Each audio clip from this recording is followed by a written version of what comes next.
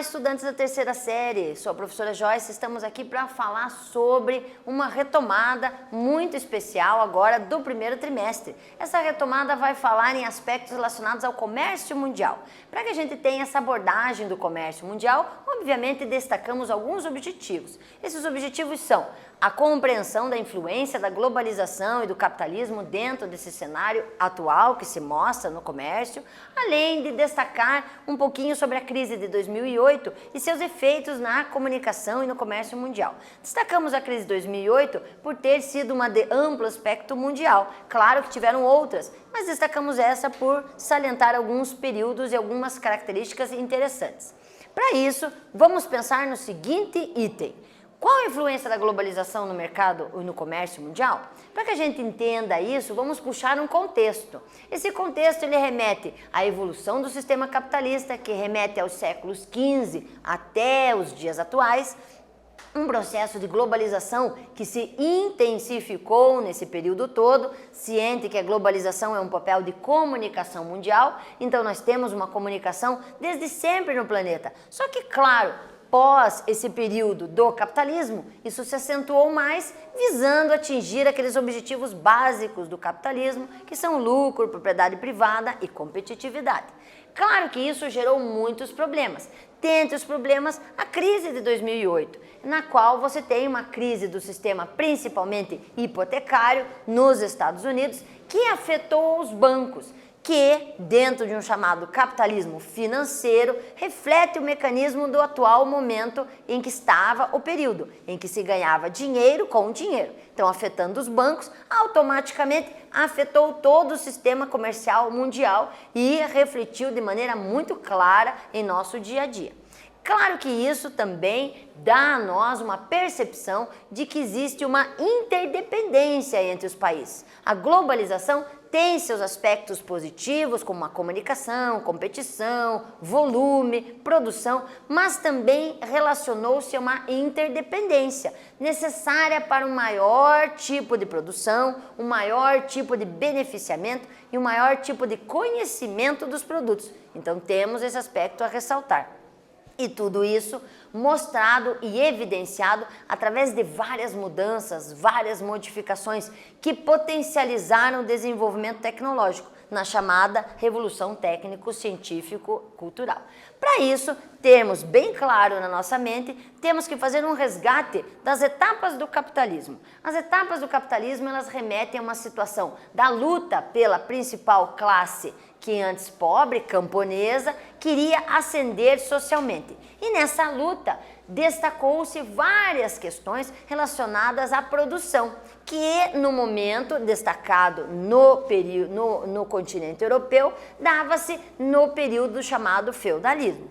Esse feudalismo, produzindo excedente nas propriedades, formatou uma nova possibilidade comercial. E essa nova possibilidade comercial, primeiro em forma de troca, cada vez mais explorada, indicando necessidade de expansão. Então, nesse período, nós vamos ter as grandes navegações, nós vamos ter a implementação do mercantilismo, fazendo com que literalmente houvesse uma comunicação maior do planeta, visando atingir esses chamados mundos novos, que trouxeram muitos produtos, muita tecnologia e muitas pessoas a se relacionarem pelo planeta.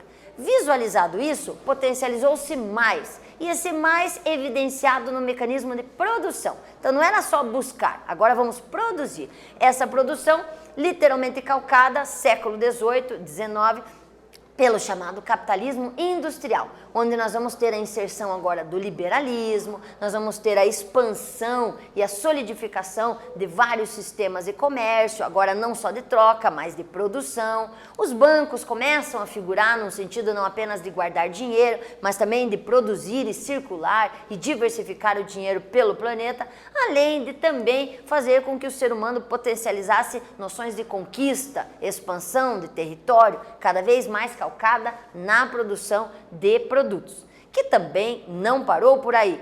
Passado este momento, o novo momento calça-se sobre o sistema financeiro, o bancário, com vários tipos de instituições, vários tipos de arranjo, potencializando o ganhar dinheiro com dinheiro. E aí se estabelece o chamado capitalismo financeiro, onde novas formas econômicas começam a surgir. Keynesianismo, inicialmente, para suplantar principalmente as crises decorrentes do sistema liberal, de 29, por exemplo, a crise de 29, e também o neoliberalismo que se acentua dentro de um processo intermediário, onde nós temos um Estado fazendo o papel de gerenciamento, não de tutoria, e que faz com que haja uma inter-relação gradativa e necessária só em períodos de crise. Para isso, então, também observamos que mudou o sistema de trabalho no mundo. Dentro dessas etapas do capitalismo, nós percebemos que antes tínhamos países que apenas, dentro de uma organização clássica, exportavam produtos primários e compravam produtos industrializados ou manufaturados. E que com o decorrer do processo, da evolução capitalista, nós percebemos que estes, de meros produtores ou exportadores de matéria-prima, começaram também a produzir produtos manufaturados e industrializados. Dessa maneira, nós percebemos uma inter-relação, ou melhor, uma intensificação do processo de globalização, em que não só exportamos produtos primários, mas também exportamos tecnologia, ou seja, uma troca cada vez maior, mais frequente e mais sólida. Isso no sentido geral, podemos identificar o Brasil como todos os países do planeta, cada um no seu período, cada um no seu tempo, sem destacar nenhum como sendo mais ou menos. Temos é que sim observar o tempo histórico de cada um e a evolução econômica que cada um obteve, para então destacarmos esse chamado desenvolvimento. Para isso, obviamente, temos que fechar com o que nós vivemos hoje. Hoje temos a observação de um momento, desde o finalzinho do século XX, de intensa informação, no qual muitos acreditam estarmos vivendo no chamado capitalismo informacional. Nele temos um acelerado, um acentuado desenvolvimento do sistema financeiro, temos uma especialização e uma rapidez muito grande na mão de obra, na execução e na formatação dela, além de otimização de fabricação e uma mercantilização de vários níveis, a nível tecnológico, informacional, sociedade, visando principalmente a observação de como isso flui, como é que isso corre. Claro que dentro de uma inovação tecnológica, o que é que faz com que você sentadinho aí esteja assistindo a nossa aula? Isso é o retrato de toda essa revolução que nós estamos vivendo. Quando que, em alguns anos atrás, haveria a possibilidade de você permanecer em casa, saudável e continuar assistindo às suas aulas de maneira coerente e com qualidade. Dessa forma, para fechar esse período, vamos fazer um pequeno exercício e fazer um resgate do que falamos há pouco sobre características do liberalismo. O liberalismo tornou-se ideológico e predominante na sociedade ocidental a partir da segunda metade do século XIX. Vamos fazer as seguintes perguntas. Quais foram os direitos naturais que o liberalismo se propôs a garantir? E B. Quais as principais características do liberalismo econômico? Respondam rapidamente e de maneira sucinta. Voltamos já já.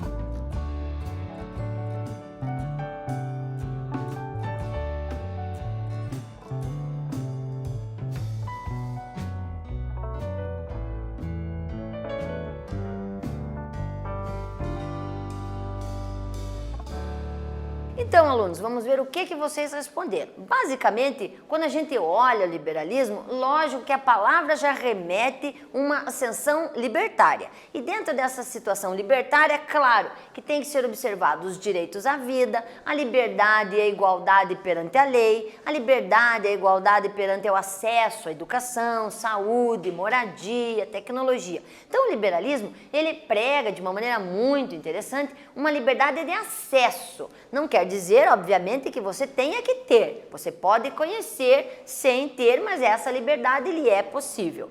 Claro que também o liberalismo coloca de maneira bem clara uma não intervenção do Estado. Então, nós temos, em particular, caminhos diferentes sendo trilhados. Um sobre comércio, tecnologia, evolução, enfim, desenvolvimento econômico, e outro o Estado, que observa, às vezes interfere, mas na maioria das vezes não interfere em absolutamente nada. Isso é a questão liberal. Dentro dessa perspectiva, claro que temos que falar um pouquinho, resgatar aspectos da globalização. Essa imagem reflete a intrínseca forma como a globalização se apresenta nos dias atuais. Nós percebemos que a globalização ela é estratégica, é uma globalização que remete a uma comunicação em vários níveis, e esses níveis podem ser destacados na parte econômica, onde você vai ver toda uma sistemática mundial interrelacionada, cheia dos chamados nós, que mostram lugares, pontos chaves no planeta que permitem essa comunicação de produtos, fazendo com que haja uma dissipação dos produtos, também cultural, onde nós conhecemos vários tipos de cultura, nos relacionamos, muitas vezes copiamos costumes ou mostramos o nosso costume a outros países que gostam e também copiam. Então isso faz com que haja uma intensa troca de comunicação. E logicamente dentro de um cenário de política, onde estabelecem conversas cada vez maiores e que também se estabelecem relações de fidelidade e confiança entre os países que se estabelecem no planeta. Tudo isso é relacionado e, logicamente, potencializado pelos meios de informação que cada vez fazem com que talvez e erroneamente a gente tenha uma noção de que o mundo tenha ficado pequenininho. E isso é uma noção errônea. O mundo continua do mesmo tamanho. Na verdade, a rapidez com que se atingiu nos últimos séculos foi uma rapidez graças aos meios de transporte e comunicação, que faz com que você ligue um computador e fale online, ou que você tenha online uma reportagem que aconteceu do outro lado do planeta. Mas isso não faz com que este país esteja do seu ladinho, ele continua lá a talvez 12 mil quilômetros de distância. Dentro dessa perspectiva, fechamos o caráter de globalização com alguns itens, destacando essa maior intensidade das relações socioespaciais, uma conexão cada vez mais interessante e diferente por todo o planeta, um processo que está em fase ainda de consolidação. A globalização não acabou, ela vem se diferenciando e se organizando gradativamente, e graças a esta gradativa organização, temos sempre uma constante evolução e transformação, gerada e gradativa sendo colocada ao longo do período. Dentro da perspectiva econômica agora, temos que ressaltar algumas ideias principais. Nós temos relações entre os países de maneira econômica. Nós temos as relações bilaterais e multilaterais. Nas relações bilaterais, obviamente, são parcerias entre dois países que, destacados aqui, Brasil e China, conversam e estabelecem critérios ou mesmo situações ou mesmo produtos de interesse em comum para troca ou para compra ou para facilitação de comércio de vários níveis, além de facilitar também mecanismos ligados a estudo e tecnologia. Quando se fala em multilaterais, aí obviamente você tem a situação do multi, ressaltando muitos países. Aí pode ser envolvido vários países do mesmo continente, vários países de continentes diferentes. Claro que aqui sempre com viés econômico, sempre com viés da organização e sistematização e facilitação do alcance tecnológico e do comércio entre os países que estão ali conversando. Isso, obviamente, potencializado por várias estruturas. Temos que destacar o papel do FMI. Temos dois bancos na realidade. Eles dois vindos do Banco Mundial, FMI e BIRD, que destacam essa possibilidade de inserir novos mecanismos e implementar valores em forma de papel moeda para incrementar a economia local. Isso visto e ciente que tanto um quanto o outro, ou o primeiro que foi falado, pertencem à ONU. Então, tentando sempre estabelecer um veículo humano, um veículo solidário e passível de atuação no sentido de adaptação à vida humana, que é primazia da ONU. Dentro disso, o que se observa? Observa mais um critério muito falado nesses últimos 2 séculos, 20 e 21, no qual nós tentamos atingir, falamos muito a respeito disso no nosso dia a dia, a tal chamada sustentabilidade. A sustentabilidade já veio com várias organizações, mas atualmente se verifica que se pretende alcançar ela, ligando esferas econômica, social, ambiental e cultural. Dessa forma, nós teríamos, sim, uma observação de como usar, mas cientes que este uso provoca impactos e também cientes que essa organização é necessária. Dentro disso, temos os blocos econômicos, não dá para deixar de falar, como organizações que vinculam e facilitam essa organização e essa metodologia, decorrentes já depois da Segunda Guerra Mundial e que estão se calcando cada vez mais. Temos Mercosul, União Europeia, NAFTA, que estabelecem relações comerciais mais brandas, mais fáceis e que circulam mais os produtos que nós tentamos ou queremos muito obter. Dentro disso, destacado aqui no mapa, alguns desses elementos, alguns desses blocos. Não somente esses, existem mais. Então, nós temos alguns destacados aqui e para que você tenha uma noção da diversificação que acontece. Até um acho bem interessante, não aparece aqui, é o ASEAN, que é um que mistura tanto países do continente americano, quanto países da Ásia e da Oceania. É o ASEAN que eu acho muito interessante. Nessa situação, vamos a mais um exercício. Nele, eu quero que vocês pensem pelo seguinte: a globalização é um processo contínuo de integração, em especial econômica, no globo. Para tal, torna-se necessária a disponibilidade de ferramentas que permitem a organização das redes e dos fluxos entre as diferentes regiões do mundo. Desse modo, pode-se apontar que a globalização está amparada no que se ampara a globalização? O que potencializa esse processo de integração? Quero que vocês pensem um pouquinho e voltamos já já.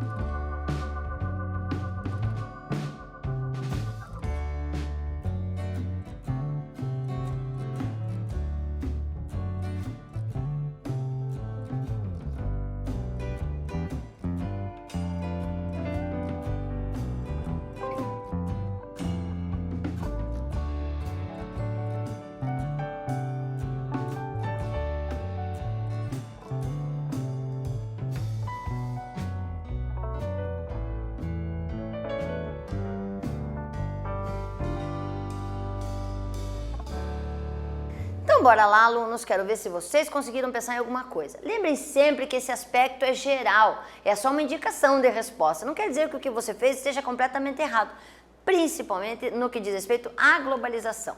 Dentro do papel da globalização, a gente tem literalmente, opa, ficou em preto, mas é a resposta, um processo de integração social. Então, literalmente, essa integração social e econômica, ela é o que ampara a globalização, que, logicamente, à medida que mostra evolução, calca mais ainda novas evoluções. Então, no que se ampara a globalização? Em uma melhoria. A melhoria que provém mais uma outra melhoria, que provém mais uma evolução, ou seja, é a constante adaptação, uma constante equivalência, uma constante organização que faz com que a gente tenha essa vontade e essa permanência da globalização ao longo dos anos. Percebe-se também que rede de fluxos, de capitais, de comércio, de transportes e de pessoas tem facilitado ainda mais, o que, ao meu ver, dificilmente vai parar. E nós vamos cada vez mais avançando nesse sentido. O que nós vimos nesse encontro? Vimos uma retomada geral sobre todos os aspectos relacionados ao comércio mundial, falamos um pouquinho sobre a evolução capitalista, um pouquinho da evolução em termos de trabalho, falamos também um pouquinho sobre a globalização e como isso está inserido em nosso mecanismo, além de destacar alguns itens relacionados à crise de 2008 e à revolução técnico-científico e informacional que está em nosso dia a dia e que possibilita você estar aí assistindo essa aula nesse momento. Espero que nos encontremos mais em outro momento. Até lá! Tchau!